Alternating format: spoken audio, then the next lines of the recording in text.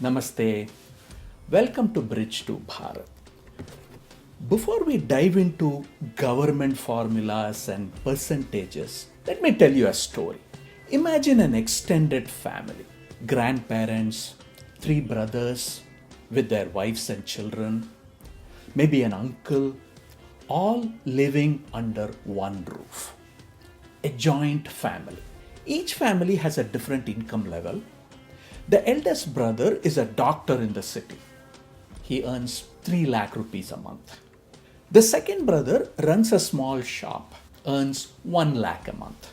The third brother farms the ancestral land and earns 20,000 rupees a month. And they have different needs. One family has 6 children, school uniforms, school fees, medical expenses. Another has 2 children. Now they decide.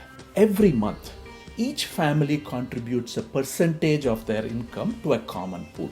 This money pays for the house, maybe the rent or the mortgage, security, repairs, electricity, things that will benefit everyone. But there's money left over. Here's the question. How should that leftover money be divided among the families? Should everyone get an equal share? Should you get back in the same proportion that you contributed? Should families with more children get more? Should the poorest family get extra help? This is not just a family question. This is India's question. The center collects taxes from all of us. It keeps some for defense, railways, national highways, Supreme Court, but it must give 41% back to the states. How should that 41% be divided among 28 states? In the last episode, we learned that 41% of certain central taxes, roughly 10 lakh crore rupees every year, flows back to the states. It's guaranteed by the constitution and it's recalculated every 5 years. But how is it divided? When you see the actual numbers, they look wildly unequal. Some states get 18%, others get less than 1%. Is there a method to this madness, or is it just politics? The Finance Commission uses a formula to decide each state's share.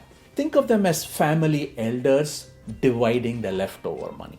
Not arbitrarily, but systematically. Here's what the numbers look like. At one end, Uttar Pradesh, 17.9%, nearly 18,000 crore rupees. This is our farmer brother with 8 children, the one with the most needs, the largest population, the lowest income per person. Bihar, 10.1%, over 1 lakh crore, another large struggling family with massive development needs. Then states like Madhya Pradesh at 7.8%, West Bengal at 7.5%, Maharashtra at 6.3%. Maharashtra, despite being India's largest economy, gets only 6% because it can largely fund itself. The doctor brother in our family. Tamil Nadu gets 4%, Karnataka and Gujarat around 3.5% each. These are successful states with higher incomes.